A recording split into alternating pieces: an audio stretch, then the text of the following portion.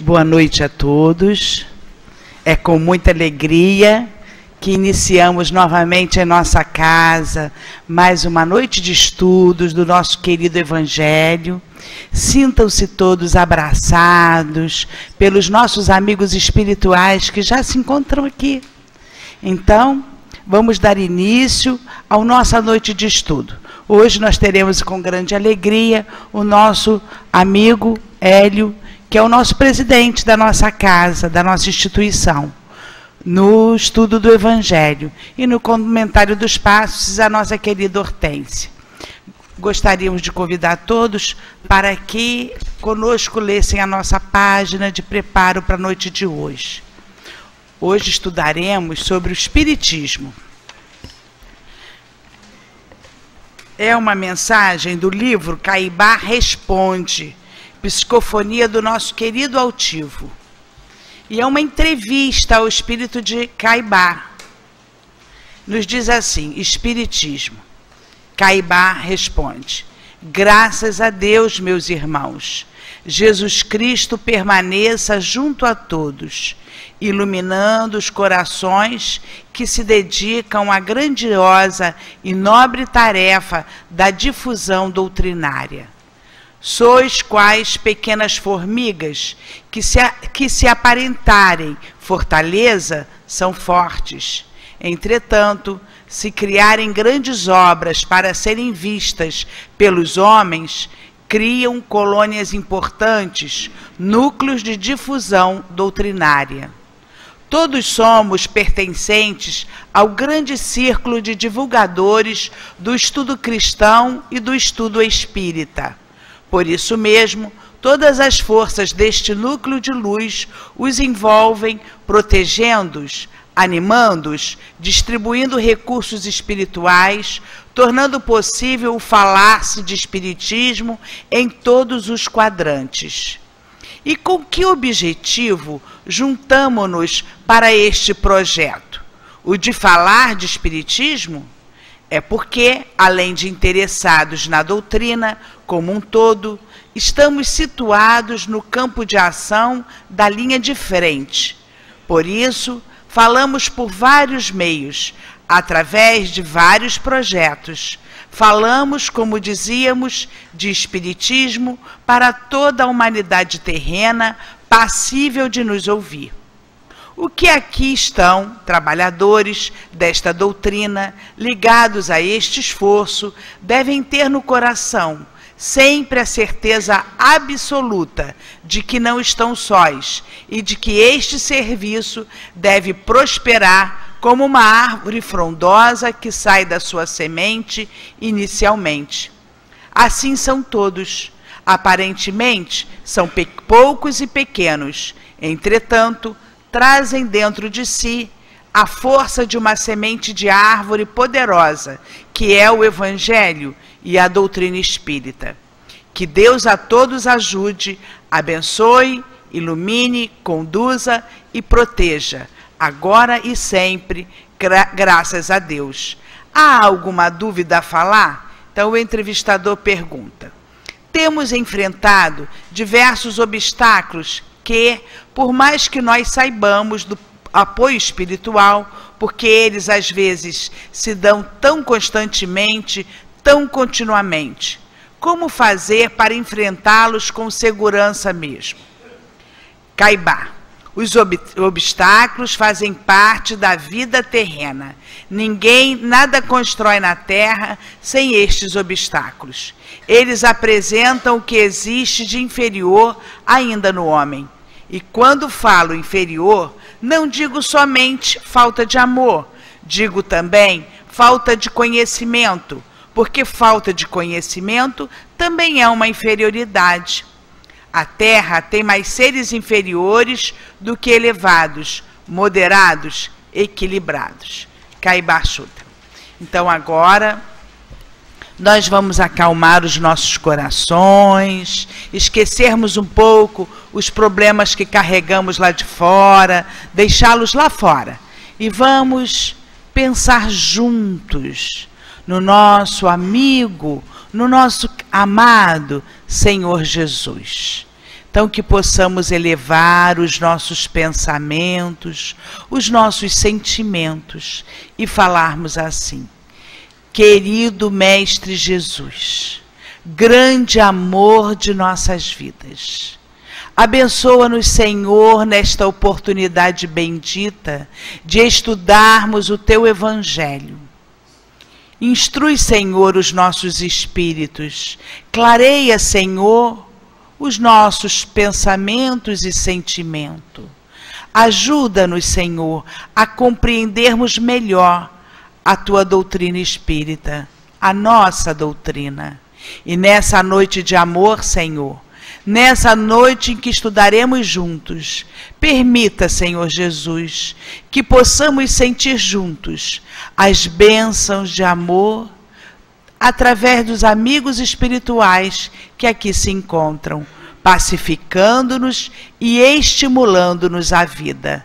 Sê conosco, Senhor, em Teu nome, em nome dos amigos espirituais, em nome de Leon Denis, de Allan Kardec, mas sobretudo em nome de Deus, nosso Pai, possamos dar por iniciado o estudo do Evangelho da noite de hoje. Que assim seja, graças a Deus.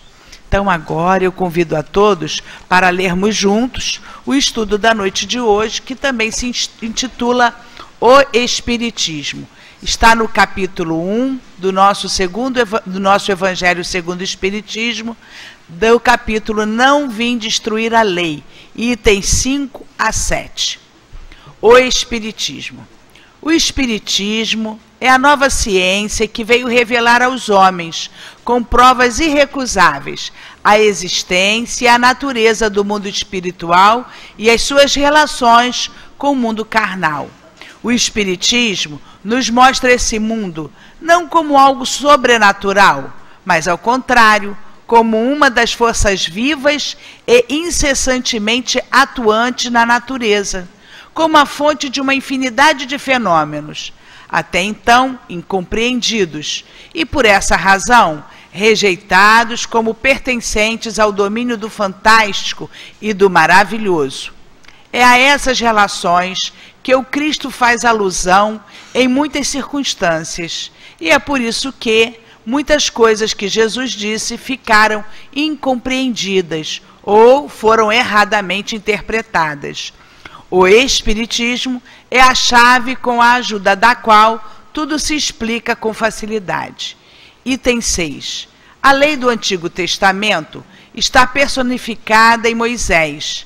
A do Novo Testamento está no Cristo. O Espiritismo é a terceira revelação da lei de Deus, mas não está personificada em nenhum indivíduo, porque é o produto do ensinamento dado, não por um homem, mas pelos Espíritos, que são as vozes do céu, sobre todos os pontos da terra, e por uma multidão inumerável de intermediários. É, de certa forma, um ser coletivo, abrangendo o conjunto de seres do mundo espiritual, vindo, cada um, trazer aos homens a contribuição de seus conhecimentos, para fazê-los conhecer aquele mundo e a sorte que nele os espera. 7. Assim como Cristo disse: eu não vim destruir a lei, mas cumpri-la, o Espiritismo igualmente diz: eu não vim destruir a lei cristã, mas cumpri-la. O Espiritismo nada ensina que seja contrário ao que o Cristo ensinou, mas desenvolve, completa e explica em termos claros para todas as pessoas o que só foi dito sob a forma alegórica. O Espiritismo veio cumprir no tempo predito o que Cristo anunciou e preparar a realização das coisas futuras. Ele é, portanto, obra do Cristo, que o preside, assim como igualmente o anunciou a regeneração que se realiza e que prepara o reino de Deus sobre a terra. E assim nós passaremos a nossa palavra ao nosso querido Hélio. Que tenhamos uma boa noite de estudos. Boa noite a todos. Que sejam as nossas primeiras palavras um profundo agradecimento a Deus e a Jesus por aqui estarmos. Sentindo essa paz, sentindo esse ambiente de paz, desde que aqui entramos, desde que aqui adentramos. Hoje vamos falar sobre o capítulo 1 do Evangelho, o Espiritismo.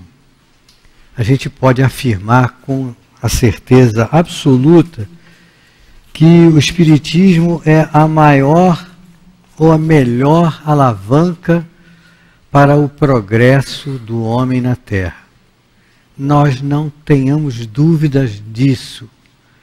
O Espiritismo, ele esclarece, consola, ele nos dá ânimo, coragem diante das adversidades da vida.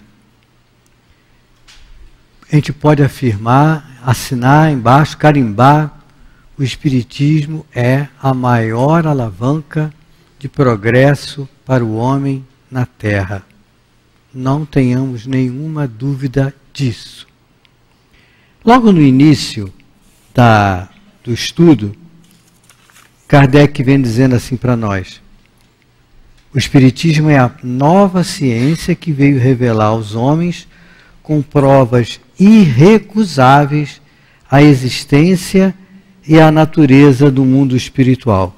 Foram os próprios espíritos que vieram se manifestar inicialmente através das mesas girantes, né? Todos nós que estudamos a doutrina espírita, nos lembramos, ou se não lembramos, deveremos estudar como começou as manifestações espíritas, para que Kardec pudesse compilar, né? Organizar o Livro dos Espíritos. Kardec foi levado, foi convidado para comparecer a reuniões em que as mesas falavam, que as mesas giravam e que respondiam a perguntas inteligentes que eram feitas a ela. Ora, a mesa não fala, a mesa não pensa, a mesa não tem inteligência, e a partir dali, Kardec observando, como observador que era, propenso, já planejado, tudo programado no mundo espiritual, para que ele pudesse então desenvolver, como desenvolveu, o estudo, compilando, organizando o Livro dos Espíritos. Mais abaixo um pouco, na mensagem de hoje, no fim do primeiro parágrafo, Kardec diz assim para nós: o Espiritismo é a chave com a ajuda da qual tudo se explica com facilidade. Quando Eurípides Barçanufo, lendo a Bíblia, ele leu o capítulo 5 da Bíblia, bem-aventurados os aflitos. Ele não entendeu. Como pode alguém se sentir bem-aventurado porque está sofrendo, porque está com uma doença grave? Como pode alguém se sentir feliz por estar passando por uma situação difícil, como está passando, e entender isso que está acontecendo com ele? Ele voltou ao padre, né, o padre Maia, e perguntou ao padre que ele disse para ele assim: tudo entendi na Bíblia, mas não consigo entender esse capítulo das bem-aventuranças. E o padre disse para ele: esses são mistérios de Deus. Pouco tempo depois, o tio dele, tio Mariano, que era espírita, sempre que ia à cidade de Sacramento, se hospedava na casa de Eurípides, e disse para ele que iria dar um livro para ele, e aquele livro iria esclarecê-lo. Eles sempre trocavam perguntas. Eurípides sempre fazia muitas perguntas ao tio Mariano, Eurípides era católico, fervoroso, praticava a doutrina católica, frequentava a igreja, não entendia certas coisas, como isso que nós acabamos de falar, e o tio Mariano já era espírita, e deu para ele de presente o livro Depois da Morte, de Leon Denis, que tinha sido recentemente traduzido para a língua portuguesa. Eurípides leu aquele livro, o livro Depois da Morte, naquela noite. Quando o tio Mariano acordou no dia seguinte, Eurípides tinha acabado de ler, e Eurípides vira-se para o tio Mariano e diz: esse livro é um monumento. E a partir daí, Eurípides começou a estudar, a frequentar centros espíritas, e se tornou um grande espírita, um grande médium espírita, entendendo então o que estava acontecendo com as pessoas. No capítulo 6 do Evangelho segundo o Espiritismo, no item 3, diz assim o Evangelho para nós: o Cristo disse: bem-aventurados os aflitos, porque serão consolados. Mas como alguém pode se achar feliz por sofrer, se não sabe por que está sofrendo? Aí ele diz: o Espiritismo demonstra que a causa do sofrimento está nas existências anteriores e na destinação da Terra, onde o homem resgata os erros do seu passado.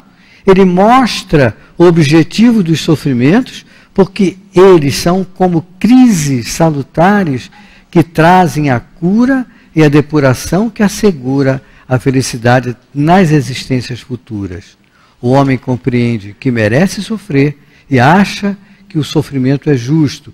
Sabe que ele ajuda o seu adiantamento e aceita-o sem lamentações, como o trabalhador aceita o trabalho que lhe proporciona o seu salário. E Kardec afirma: o Espiritismo lhe dá uma fé inabalável no futuro, e a dúvida cruel não se apodera mais de sua alma, fazendo com que ele veja os fatos de um ponto de vista elevado.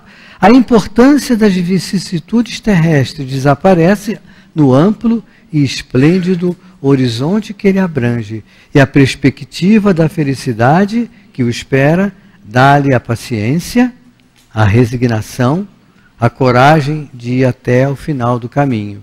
Assim, o Espiritismo proporciona o que Jesus disse sobre o Consolador prometido: conhecimento dos fatos, que faz com que o homem saiba de onde veio, para onde vai e por que está na Terra, retorno aos verdadeiros princípios da lei de Deus e consolação pela fé e pela esperança. Então o Espiritismo, mostrando para nós, mostrando para o homem, com provas irrecusáveis. Que provas irrecusáveis são essas?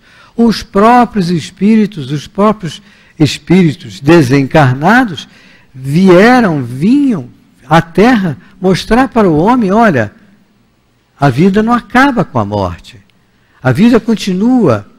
Nós todos somos espíritos imortais.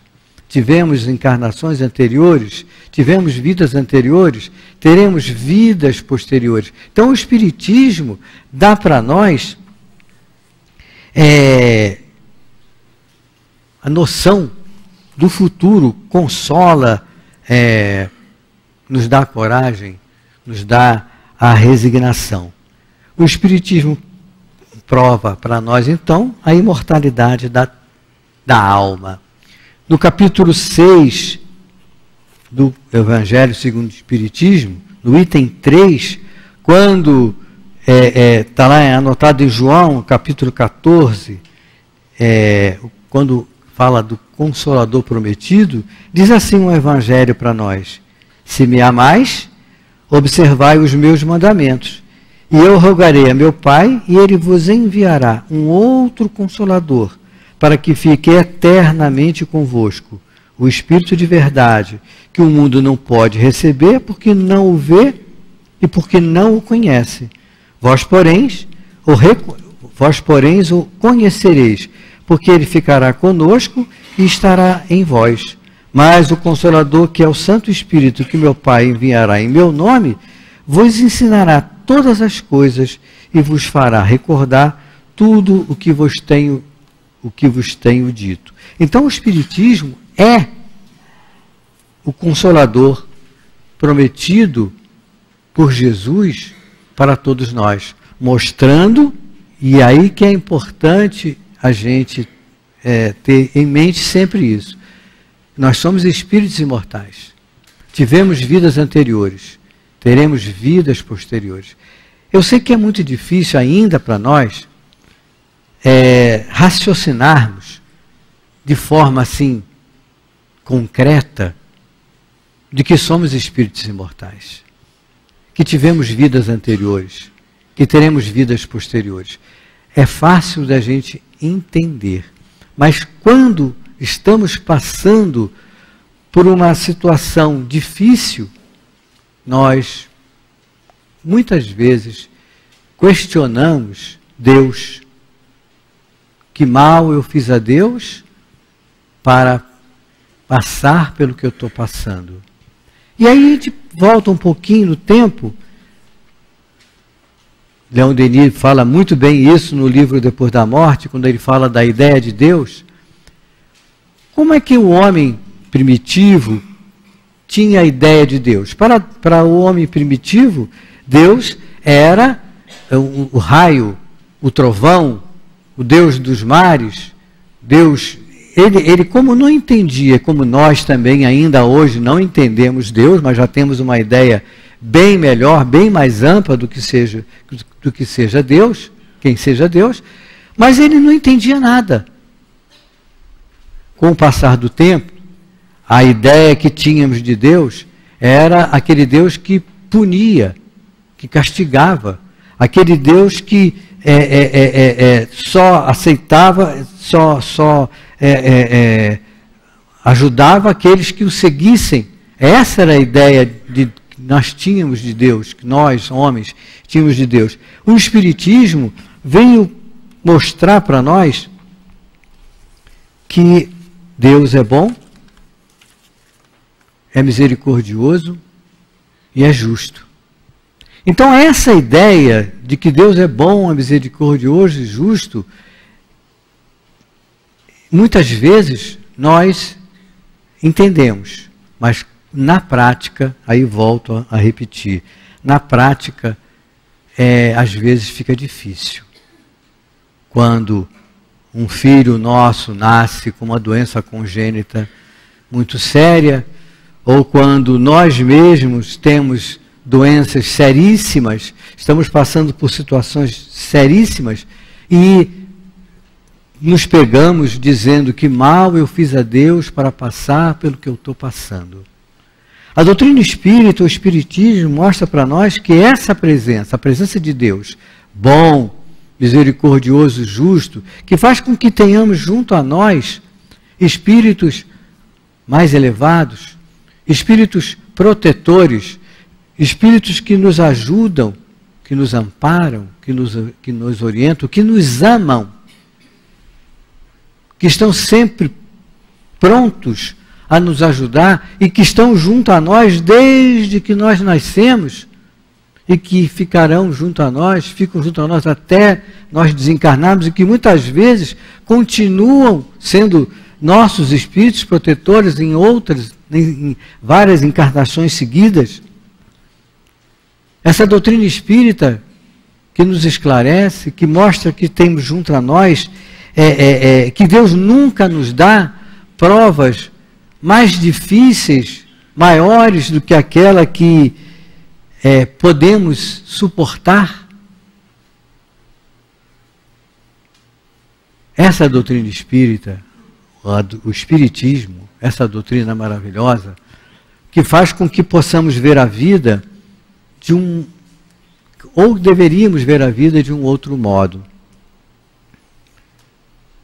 Então nós temos que compreender e precisamos compreender que somos espíritos imortais, que tivemos vidas anteriores, Estamos com essa vida encarnada e teremos vidas posteriores. Então as vicissitudes da vida, as causas dos nossos fracassos, das nossas doenças, elas podem ser, como está o Evangelho segundo o Espiritismo, no capítulo 5, que fala para nós das provas, das causas atuais e das causas anteriores das aflições. Então é importante que a gente tenha em mente que muitas vezes estamos doentes, como muitos de nós aqui estamos, doentes fisicamente, doentes espiritualmente, doentes moralmente, mas doenças atuais, por exemplo, e o Evangelho segundo o Espiritismo, falando das causas atuais, das aflições, das nossas doenças,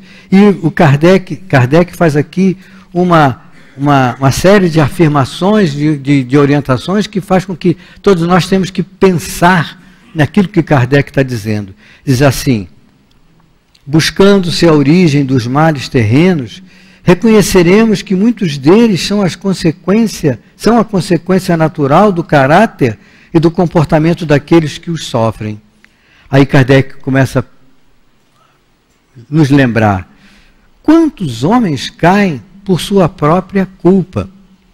Quantos são vítimas da sua própria imprevidência, do seu orgulho, de sua ambição?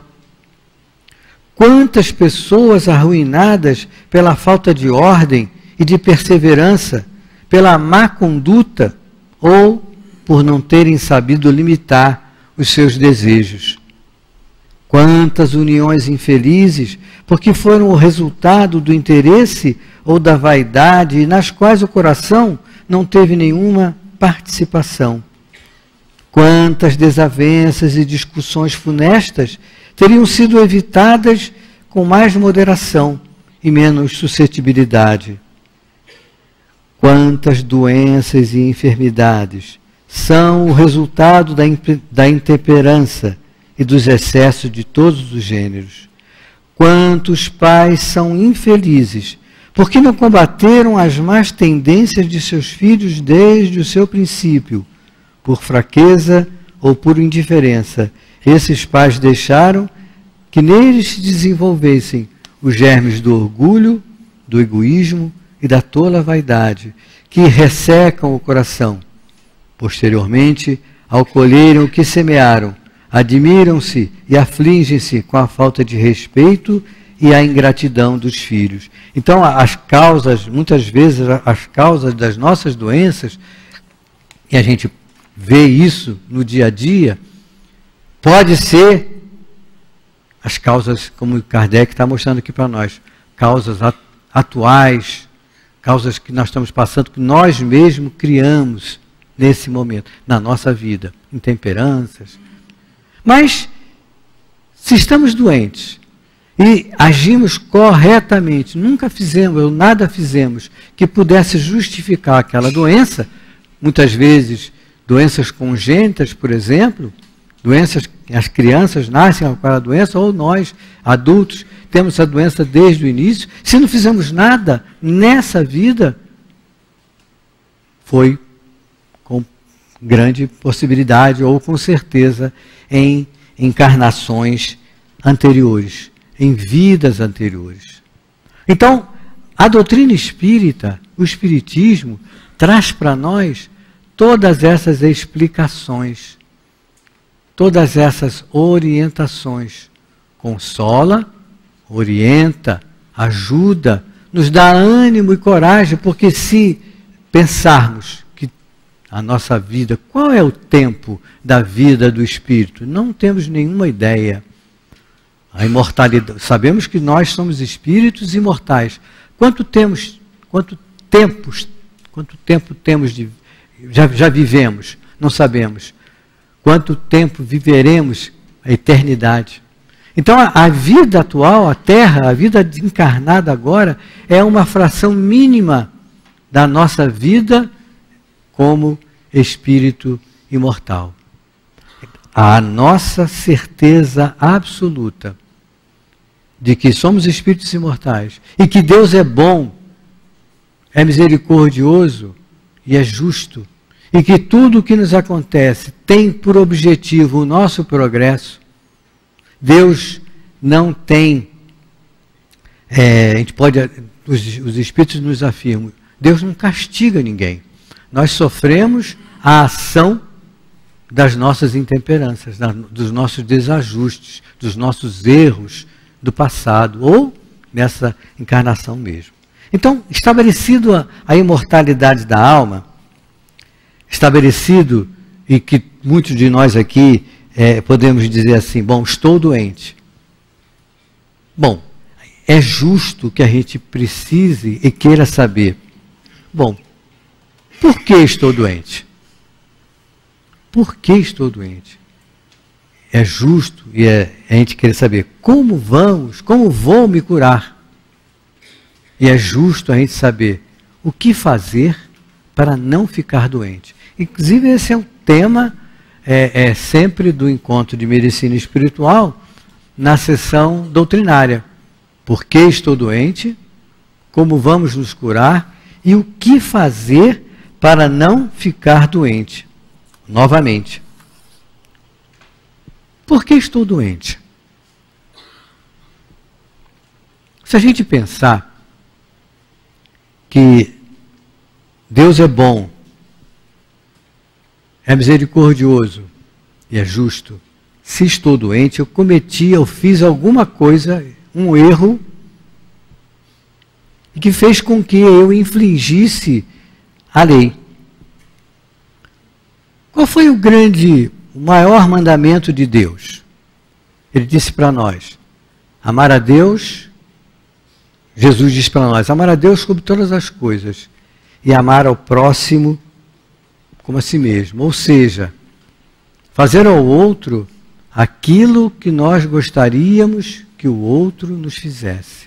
Então, se eu infringir a lei, se eu trair,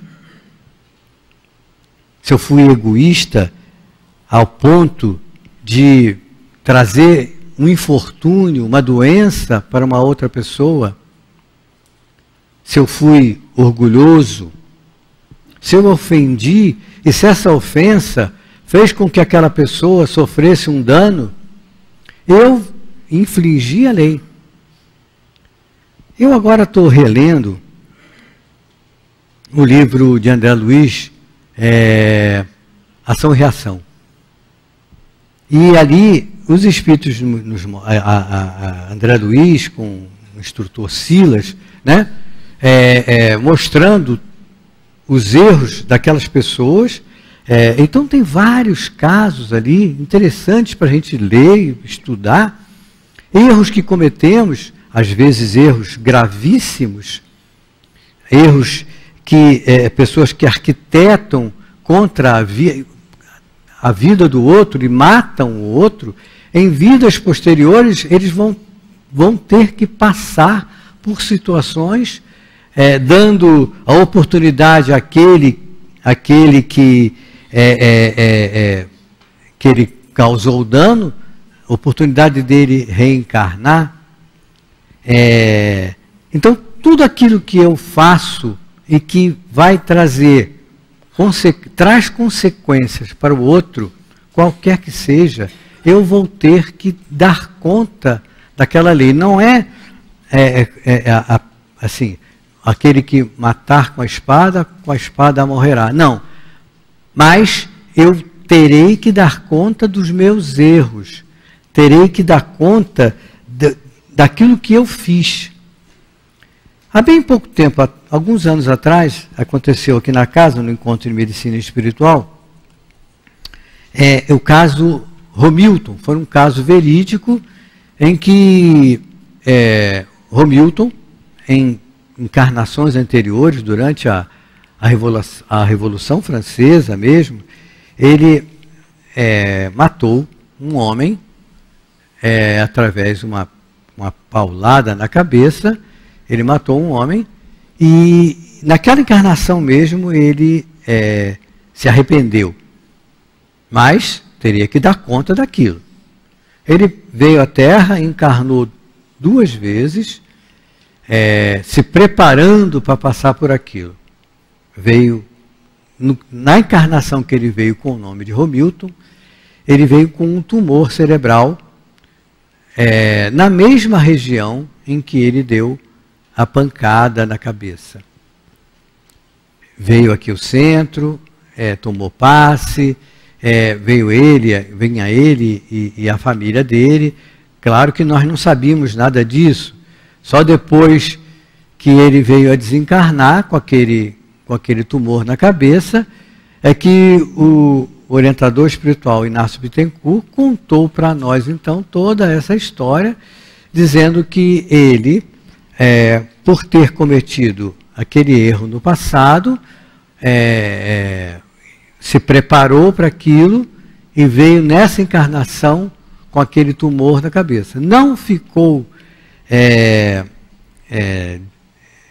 desesperado, não ficou revoltado, essa é a palavra que eu queria lembrar, não ficou revoltado com aquilo e, diante daquela situação, ele ficou quite com aquele erro do passado.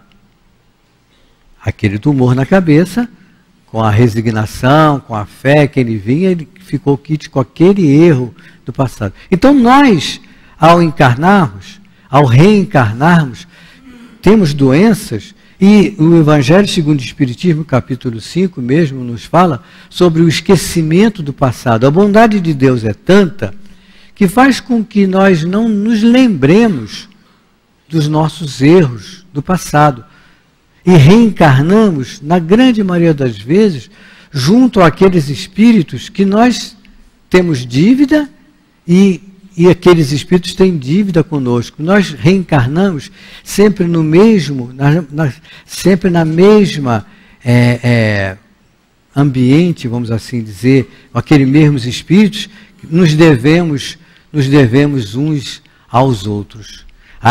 No Evangelho, capítulo 14, item 9, a ingratidão dos filhos e os laços de família, é um capítulo maravilhoso do Evangelho, em que ali o Espírito diz para nós que o Espírito precisa reencarnar.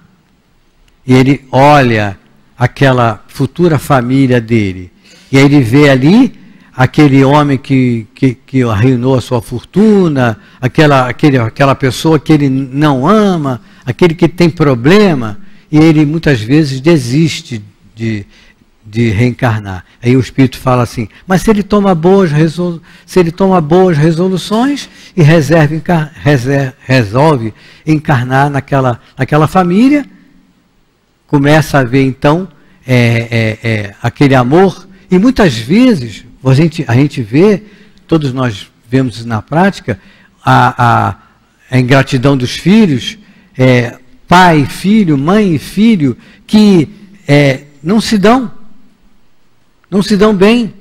Existe até ódio entre pai e filho, entre mãe e filho, e só a doutrina espírita poderia explicar para nós essa falta de amor, esse ódio. Isso é explicado porque aqueles espíritos resolveram encarnar juntos para quitar dívidas, para se amarem, para pagar pagar a dívida do outro, vamos assim dizer, e diante da situação, aquele passado volta todo e a pessoa, eles passam a não se amar mais. Isso acontece no dia a dia, entre irmãos, entre pai e filho, entre primos. Nós reencarnamos sempre naquele meio, junto com aqueles espíritos que somos devedores e espíritos que nos devem também.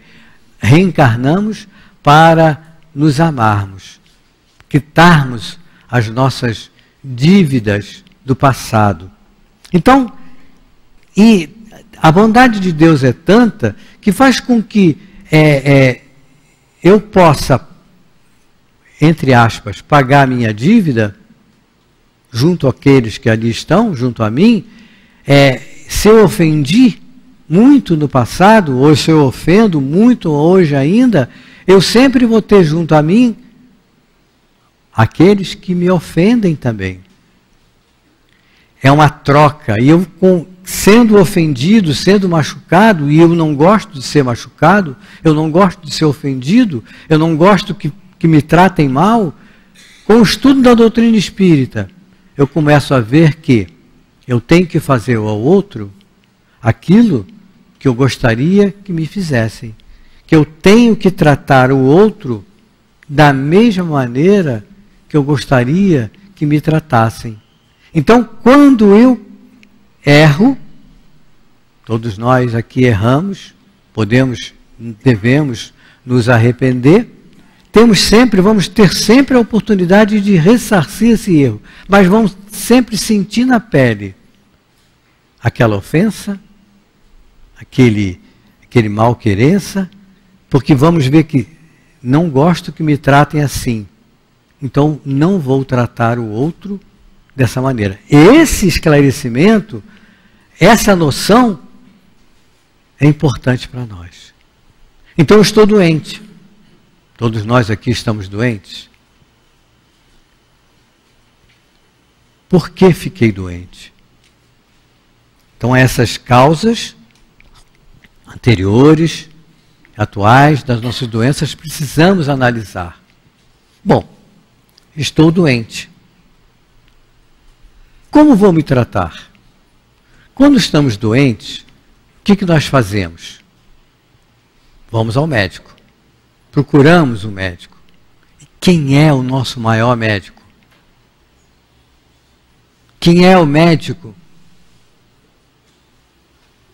Há alguns anos atrás, o Espírito Baltazar, um dos benfeitores da nossa casa, disse para nós, comparando, ele disse: o centro espírita, ele é ao mesmo tempo um hospital, ele é ao mesmo tempo uma escola e é ao mesmo tempo um templo. Aqui nós não viemos estudar a doutrina espírita? Aqui nós não viemos nos tratar? E aqui nós não viemos orar, agradecer a Deus, a Jesus, aos amigos espirituais aqui estarmos? Então, quando estamos doentes, precisamos nos tratar e vamos procurar o nosso médico maior, seguir as suas orientações, seguir o seu tratamento, seguir as orientações que ele nos dá.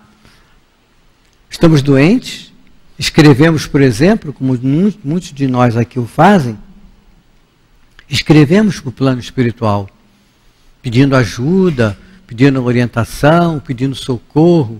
E o que os espíritos dizem? Respondem para nós: mantenha o tratamento médico, continue tomando o seu remédio, mas venha estudar a doutrina espírita.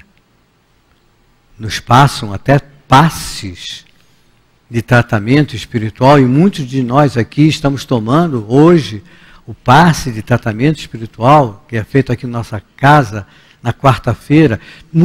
Todos nós que aqui estamos, vamos receber daqui a pouco o passe, que é também um passe de tratamento espiritual. Não tenhamos nenhuma dúvida nesse respeito, que o passe que vamos receber daqui a pouco é um passe de tratamento espiritual. No encontro de medicina espiritual, perguntamos: quem está doente?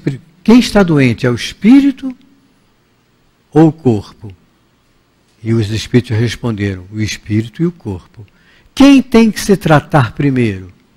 O espírito. Precisamos tratar nós, porque não adianta nada. Eu estou aqui doente porque eu cometi um erro. Fui egoísta, fui orgulhoso, e com o problema do meu orgulho, do meu egoísmo em encarnações anteriores, eu causei um mal muito grande a uma pessoa, e essa pessoa ficou doente, essa pessoa veio a desencarnar. Quando eu estou doente, eu sou bonzinho, eu tenho medo de morrer, eu sou bonzinho e eu prometo ao médico: não vou fazer mais isso. Não vou fazer mais isso. Não vou ser mais orgulhoso, eu não vou ser mais egoísta, eu vou tratar o outro como eu gostaria de ser tratado. Aí eu venho aqui, estudar a doutrina espírita, fico escutando a palestra, lendo a página, tomo o passe, 4 passes, 8 passes, 12 passes, fiquei equilibrado fisicamente. Aí os espíritos dizem, continue estudando a doutrina espírita, mas eu não estou sentindo mais dor nenhuma, não estou sentindo mais nada. O que eu faço? Tchau, centro espírita. Não, hoje tem jogo, tem o seu teatro, eu tenho que fazer isso, tem novela. Então eu fiquei curado fisicamente, deixo de vir ao centro espírita. E o que acontece? Aquele orgulho, aquela vaidade, aquele egoísmo que há dentro de mim, começa novamente a se exacerbar, e eu continuo ferindo, continuo ofendendo, continuo machucando, continuo tratando o outro de forma imprópria, não como aquela que eu gostaria que me tratassem. E o que acontece? A recidiva da doença. Fico doente novamente. Aí eu venho novamente ao médico. Jesus, me ajude. Doutor Erma, me ajude. Venho, escrevo novamente para o plano espiritual. O plano espiritual, tome tantos passos de cura.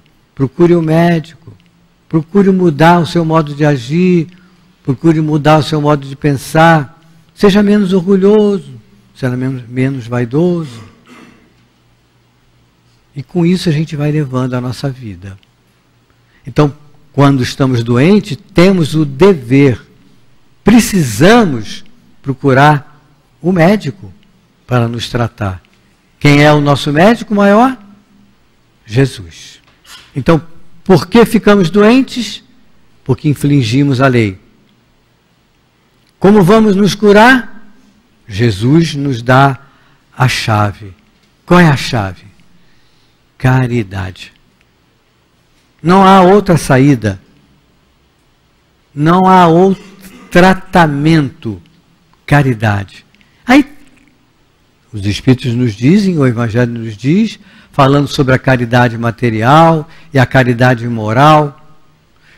Os centros espíritas nos dão a oportunidade de trabalhar no bem. Trabalhar, por exemplo, como nós temos na obra social, a nossa obra social, a obra social Antônio de Aquino, em que nós vamos lá trabalhar, darmos um pouquinho daquilo que temos, o nosso talento, e vamos ajudar aquele que está mais necessitado, materialmente um pouco. Um pouquinho d'água.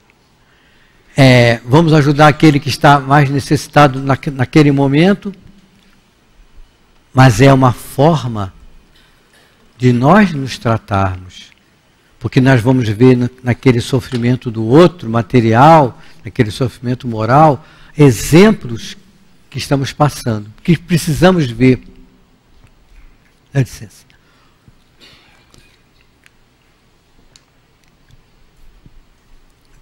Só tem um meio de nós nos tratarmos, seguindo as orientações de Jesus para todos nós. Então a gente pode afirmar, repito, que o Espiritismo é a maior, a melhor alavanca para o nosso progresso como homem. Por que ficamos doentes? Como vamos nos curar? E tem aquele item bastante importante. O que fazer para não ficar doente? Não é? O que eu tenho que fazer para que aquela doença que eu fiquei curado, fisicamente falando, que eu fiquei curado fisicamente, o que eu tenho que fazer para não adoecer novamente? E a doutrina espírita nos diz novamente: fazer ao outro aquilo que você gostaria que te fizessem. Tratar o outro da mesma forma que você gostaria de ser tratado. E a doutrina espírita nos fala qual é a base de todos os nossos problemas: o orgulho e o egoísmo. E ele diz assim: a base de todos os nossos problemas, a base de tudo, está o egoísmo. No capítulo 11 do Evangelho, no item 11 também, fala sobre o egoísmo. O Espírito diz assim para nós: o egoísmo, esta saga da humanidade, deve desaparecer da Terra, pois atrasa o seu progresso moral. É ao Espiritismo que está reservada a tarefa de fazê-la subir na hierarquia dos mundos. O egoísmo é o objetivo para o qual todos os verdadeiros crentes devem dirigir suas armas, suas forças, sua coragem. Digo coragem porque é preciso mais coragem para vencer a si mesmo do que para vencer os outros. Que cada um, portanto, reúna todos os seus esforços para combatê-lo dentro de si, com a certeza de que esse monstro devorador de todas as inteligências, esse filho do orgulho, é a fonte de todas as misérias aqui na Terra. Ele é a negação da caridade e, consequentemente, o maior obstáculo que o homem tem para a conquista da sua felicidade. Por que ficamos doentes? Como vamos nos curar? E o que fazer para não ficarmos mais doentes? São orientações que a doutrina espírita nos dá, que o Espiritismo nos dá, de como temos que agir. Combater o orgulho, combater a vaidade, combater o egoísmo entre nós, porque nós somos responsáveis pelo mal que advém, do bem que poderíamos ter feito a alguém e não fizemos. Eu sou responsável pelo mal que advém ao outro, pelo bem que eu podia ter feito e que não fiz, tanto moral quanto material. Então, é o Espiritismo, repito, a maior alavanca do nosso progresso no homem na Terra. Hoje de manhã, estava fazendo a minha prece, como todos nós fazemos, né? E pedi aos amigos espirituais que me ajudassem. E eu pedi assim, que eu abra uma página do Evangelho, ou que eu abra uma página desses nossos livros, depois do Dr. Herma, de Baltazar, de Antônio de Aquino, que seja uma mensagem para nós, hoje, aqui no Centro Espírita. Eu sabia que nós íamos conversar hoje à noite. E eu fiquei até emocionado, porque a mensagem que eu vou ler agora, do Evangelho, capítulo 7, falando sobre o egoísmo, falando sobre tudo isso, o Espírito diz assim para nós: vejam se não é exatamente o que nós estamos passando agora no Rio de Janeiro, no Brasil, no mundo. O Espírito diz assim para nós: homens, por que vos lamentais das calamidades que vós mesmos acumulastes sobre vossas cabeças? Desprezastes a santa e divina moral do Cristo, portanto não fiqueis admirados de que a taça da maldade e da injustiça haja transbordado por toda a parte. O mal-estar se generaliza. A quem isso se deve, senão a vós mesmos, que procurais incessantemente destruir-vos uns aos outros? Não podeis ser felizes sem benevolência mútua. Mas como a benevolência pode existir juntamente com o orgulho? O orgulho, eis a fonte de todos os males. Dedicai-vos, pois, a destruí-lo, se não quereis que as suas funestas consequências se perpetuem. Só existe um meio que vos oferece essa oportunidade. mas ele é infalível. Tomai a lei do Cristo, a lei que haveis repelido ou falseado na sua interpretação, como regra invariável da vossa conduta. Porque tendes em tão grande estima o que brilha e encanta os olhos, em lugar do que vos toca o coração. Porque o vício na opulência é objeto das vossas adulações, enquanto que só tendes um olhar de desdém para o verdadeiro mérito que se oculta na obscuridade. Quando um rico devasso, perdido de corpo e alma, se apresenta em qualquer parte, todas as portas lhe são abertas, todos os olhares se voltam para ele, enquanto que dificilmente se dignam conceber uma saudação ao homem de bem que vive de seu trabalho. Quando a consideração que se concede às pessoas é medida pelo ouro que possuem ou pelo nome que trazem, que interesse elas podem ter em se corrigirem de seus defeitos? Seria totalmente diferente se o vício dourado, assim como o vício andrajoso, fosse combatido pela opinião pública, mas o orgulho é indulgente com tudo que o lisonjeia. Século de cupidez e dinheiro, dizeis, sem dúvida, mas por que deixaste as necessidades materiais se sobreporem ao bom senso e à razão? Porque cada um quer se elevar acima do seu semelhante? Hoje, a sociedade sofre as consequências desse fato. Não esqueçais que um tal estado de coisas sempre é um sinal de decadência moral. Quando o orgulho atinge os últimos limites, é o indício de uma queda próxima, porque Deus sempre pune os orgulhosos. Se às vezes se os deixa subir, é para lhes dar tempo para refletir e para se emendarem sob os golpes de que, tempos em tempos, eles desferem seu orgulho para diverti-los.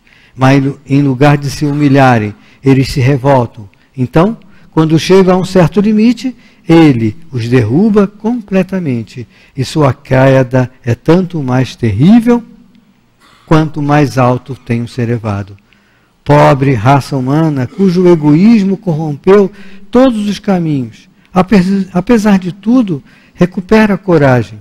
Em sua misericórdia infinita, Deus envia um poderoso remédio para seus males, um socorro inesperado para a sua aflição. Abre os olhos para a luz, eis as almas daqueles que não vivem mais na terra e que vêm te lembrar os teus verdadeiros deveres. Eles te dirão, com a autoridade da experiência, quanto às vaidades e às grandezas das vossas passageira existência, tão insignificante diante da eternidade. Eles te dirão que lá, o maior será aquele que foi o mais humilde entre os pequenos da terra, que aquele que mais amou seus semelhantes é também o que será mais amado no céu, que os poderosos da terra, se tiverem abusado da sua autoridade, serão reduzidos a obedecer aos seus servidores, que a caridade e a humildade, enfim, essas duas irmãs que andam sempre de mãos dadas, são os meios mais eficazes de se obter a graça diante do Eterno. Adolfo, bispo de Alger. Então, que nós possamos sair daqui hoje com a certeza absoluta de que o Espiritismo é a nossa alavanca de progresso como espíritos imortais. Estamos doentes, estamos passando por situações difíceis.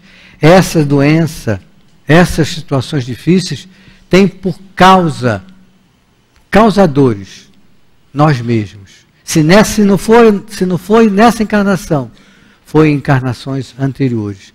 Mas o Espiritismo nos mostra, nos fala que poderemos ser felizes e seremos felizes no futuro, porque todos nós, um dia, seguiremos a lei de Deus, seguiremos as orientações de Jesus e sempre faremos ao outro aquilo que nós gostaríamos que nos fizessem. E agindo assim, sempre seremos felizes. Que Deus nos ajude, oriente, sustente e que saibamos aproveitar ao máximo a oportunidade de estarmos num centro espírita como o nosso, estudando a doutrina espírita e ajudando a divulgar a doutrina espírita. Ao sairmos daqui, levemos a mensagem, essa folhinha, convidemos aquele amigo, pai, mãe, irmão, aqueles que não vêm ao centro espírita, que eles venham conhecer a doutrina espírita, venham estudar a doutrina espírita. Uma boa noite a todos. Que assim seja. Então nós agradecemos ao nosso querido Aélio por essa noite de estudo, de comentário, as orientações precisas. E agora voltemos aqui para a leitura de preparo da noite de hoje dos passes, do livro Vinha de Luz. Intitula-se O Irmão. Nos diz Paulo: a caridade é sofredora, é benigna. A caridade não é invejosa, não trata com leviandade, não se ensoberbece. E Emmanuel nos traz o seguinte comentário: quem dá para mostrar-se é vaidoso. Quem dá para torcer o pensamento dos outros, dobrando aos pontos de vista que lhe são peculiares, é tirano. Quem dá para livrar-se do sofredor é displicente. Quem dá para exibir títulos efêmeros é tolo. Quem dá para receber com vantagens é ambicioso. Quem dá para humilhar é companheiro das obras malignas. Quem dá para sondar a extensão do mal é desconfiado. Quem dá para afrontar a posição dos outros é soberbo. Quem dá para situar o nome na galeria dos benfeitores e dos santos é invejoso. Quem dá para prender o próximo, explorá-lo, é delinquente potencial. Em todas essas situações, na maioria dos casos, quem dá se revela um tanto melhor que todo aquele que não dá, de mente cristalizada, na indiferença ou na secura. Todavia, para aquele que dá, irradiando o amor silencioso, sem propósitos de recompensa e sem mescla de personalismo inferior, reserva o plano maior, o título de irmão. Agora nós convidamos a todos os irmãos médios que se deslocarão lentamente para o momento dos passes.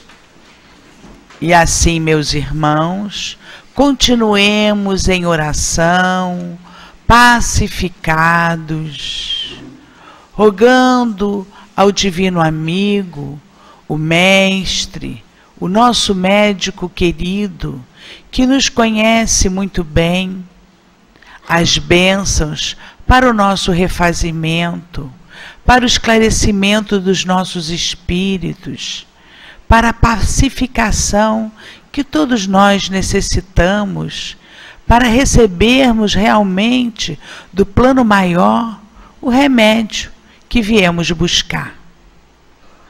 Que possamos conduzir os nossos sentimentos, acalmando-nos, percebendo o plano maior junto de cada um de nós, e busquemos conduzir os nossos pensamentos ao nosso meigo Jesus, ao nosso grande amigo, aos nossos amigos espirituais, aos nossos anjos guardiães, que estão aqui a velar por nós, e que possamos dizer assim: querido Jesus, meigo e amigo, aqui estamos, Senhor, necessitados do teu remédio, do remédio que precisamos, da paz. Abençoa-nos, Senhor, nesta noite, fortificando os nossos espíritos, iluminando os nossos espíritos e pacificando-nos. Abençoa os nossos irmãos médios. E assim, Senhor, possamos dar por iniciado mais uma noite de passes em nossa casa. Graças a Deus. Que nesse momento do passe possamos sentir a presença amiga do coração generoso do Senhor Jesus, através desses companheiros que os representam, amparando os irmãos médios que estão neste momento nos sustentando com o passe. Emmanuel, quando faz o comentário da carta de Paulo, da primeira carta de Paulo ao Coríntios, né, falando sobre a caridade e como devemos estar atentos a esta forma de sermos caridosos, vem nos alertar justamente sobre a nossa intenção ao realizarmos, ao estarmos com atitudes, né? Ao estarmos realizando coisas às quais intitulamos um ato caridoso, uma atitude generosa, uma atitude bondosa. Emmanuel vem nos fazendo refletir quanto a que sentimento está nos movendo naquele momento que estamos nos dizendo doadores de algo. Que sentimento nos move quando vamos buscar ser generosos, quando vamos buscar ser caridosos? Será que desejamos que o nosso ponto de vista prevaleça? Será que é essa a nossa intenção? Será que nós estamos esperando ter algo em troca? Ou para nos vermos livres daquele que está nos solicitando alguma ajuda, né? Aquele sofredor naquele momento, ou para nos sentirmos numa posição de domínio em relação ao nosso próximo, como vem dizendo Emmanuel para nós, né, na sua mensagem, onde ele vem colocando que estamos ali, de repente, dando para nos livrarmos do sofredor, né? Ou que estamos ali, de repente, dando para poder prender o próximo, explorá-lo, né? Então, o que nós estamos esperando? Que sentimento é esse? E Emmanuel mesmo pontua para nós que, embora o ato de doar se pressuponha ser melhor do que não ofertar nada, é preciso que este doar nosso seja com discrição, sem a postura de estarmos humilhando aquele que está recebendo, sem termos o sentimento de esperar nada em troca, nem reconhecimento, nem nenhum tipo de atitude que possa mostrar que se está grato, sem a intenção de atender, na realidade, o nosso interesse pessoal. E por que Emmanuel faz esse comentário em relação a esta fala de Paulo na sua carta aos Coríntios? Porque o bem, a caridade, é a maior de todas as virtudes, como a própria doutrina espírita nos ensina. Mas serve para quê? Serve para nos auxiliar, nos ajudar a exercitar o amor em nós. E quem é o maior beneficiado, primeiramente? Somos nós mesmos, quando buscamos exercitar esse bem, essa caridade, em toda a sua plenitude, dentro das nossas possibilidades, dentro dos nossos esforços verdadeiros, com os melhores dos nossos sentimentos. E aí é como Emmanuel diz para nós, quando nós acionamos esse melhor sentimento para realizar algo em benefício do nosso próximo, nós somos reconhecidos como verdadeiros irmãos em Cristo. O plano espiritual, né, o plano maior, se sente alegre, se sente feliz de observar o esforço verdadeiro que estamos fazendo para nos tornarmos criaturas melhores. E na realidade, quando acionamos esse esforço de realizar o bem na sua plenitude, sem buscar nada em troca, sem priorizar nenhuma intenção onde possa prevalecer o nosso ponto de vista, o nosso personalismo, estamos verdadeiramente nos esforçando para amar a Deus sobre todas as coisas e o próximo como a si mesmo. Busquemos então, meus irmãos, o esforço verdadeiro da melhoria das nossas intenções e atitudes, pois seremos os primeiros a nos beneficiar. Muita paz a todos. E agora, meus irmãos, ouçamos com atenção a mensagem do plano espiritual, vibrando pelo nosso irmão.